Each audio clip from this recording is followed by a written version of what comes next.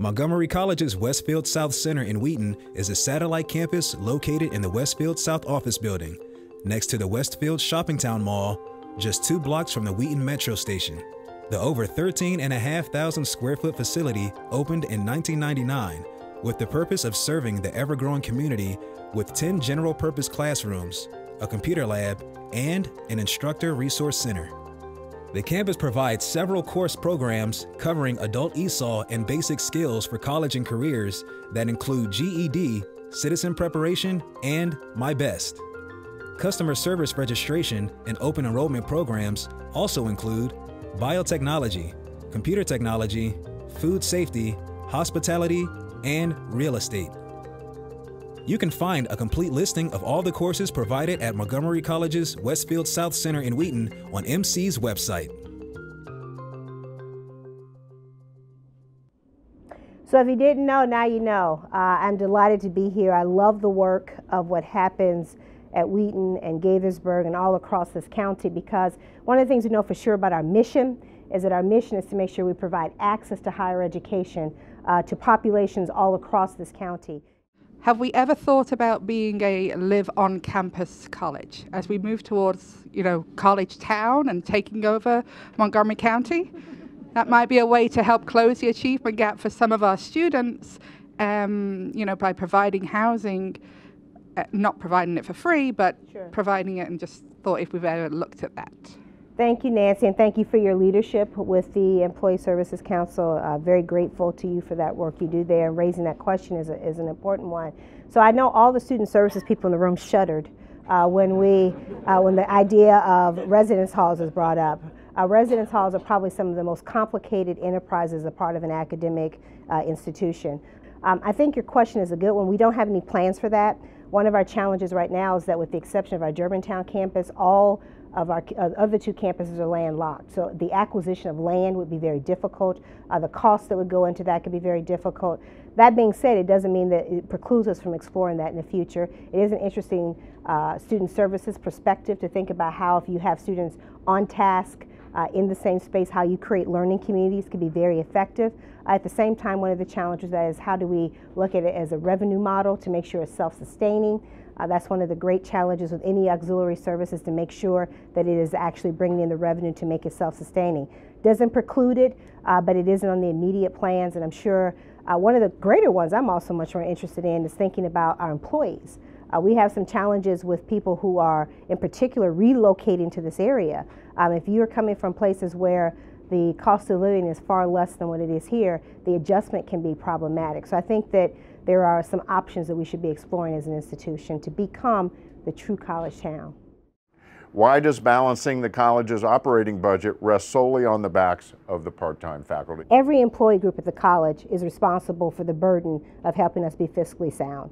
Having gone through a couple of three negotiations this past year around salary and compensation, I will tell you that every employee group, and also administrators who don't bargain collectively, have some burden to ensure the college is fiscally sound. And I would say the fact that we negotiate salaries is one that indicates that there is a relationship between the employer and the employee in ensuring that that occurs. Now, the other part that I would offer to her, though, is the premise of the question that the caller asked was really this idea of how can we, as institutions of higher education, do more to help adjunct faculty who are making a living teaching adjunct faculty, teaching as an adjunct faculty member. And I think that, to me, is at the root of this question. The Latin for radical is the root, and I think we have to get to the root of some of these questions. And I've talked quite a bit about this. Adjunct faculty, as they are in higher education, those of you who've done history courses would know this, they were never intended for someone to have a sustainable living as an adjunct faculty member. The corollary that I would offer at four-year institutions is that of graduate assistants. And I think that model has somewhat replicated. Graduate assistants, most of them teach, give or take 6 to 9 credit hours depending on where they are. They have other things that they're doing. The intentionality, I think, was the same around that in adjunct faculty. Now, going to her question, though, I would love to see us be able to provide more resources in terms of fiscal salary to all of our employees. I think the other part that I would offer to this is that as this is a national conversation, it's not a Montgomery College question, it's not a Maryland question, this is a national conversation that requires a national solution. And what that national solution to ensure that there is more resources for compensation of all employees, but specifically that of adjunct faculty, is going to be a significant increase in resources into higher education. And if we could figure out how that can make it happen, I am a #1 advocate for it. The college's operating budget has been submitted to the county executive and the county council for fiscal year 2016. We have asked for an increase in our budget from the county. This right now we have formally presented a request of $253.7 million is the budget that we have requested. This is about a 4% increase in that. I want you to know, though, that's really important about that. The majority of the money that we've asked for, going to a question that we started at the top of this, has been compensation for employees. MCPS and MC's partnership is bigger than Josh Starr and Darian Pollard. So as a result of that, I think we're going to continue to see outstanding work. I know we have a number of new initiatives that are happening. The kindergarten to college, if you haven't seen that, I think it is one of the most fun things. I got to go read to some kindergartners, and then I think I saw a video where our basketball team went to play with kindergartners, and they just thought that was the best thing ever. We have faculty who are going into the classroom and doing science experiments and all types of things. So that's a really exceptional way of thinking about how we can turn Montgomery County into a college town, even with the babies all the way to our seniors. The other thing we're doing, we're having faculty-to-faculty dialogue about some real critical issues. Math, we know this. We know that this continues to be an area of interest for us, not only in the state. This is a national issue. So as much as we'd like to think that all the great ideas from the organizations come from the leaders, I can guarantee you that that is not the case, and we're going to continue to do some wonderful things. We just signed recently, a couple months ago, a new MOU with Holy Cross Hospital where they will be continuing to expand their commitment to our students, both in terms of the work that they're doing to create more spaces for our students in health sciences to come and do their study there. They have already done job fairs on our campuses, and we'll be doing more with that. They also have made a gift to us of up to $500,000 over the next 5 years to help expand health sciences and related areas. So this is a partnership that continues to give and grow.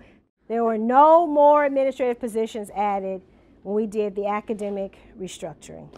The reality at the end of the day is that we will constantly be reinventing and redesigning ourselves. So that one moment of the restructure is over. There's going to be continued changes that are going to occur as an organization. We have to adapt.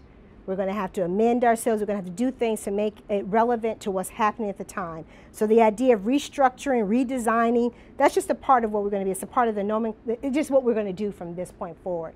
The other part about that, though, is that we're seeing some really exciting things that come out of that.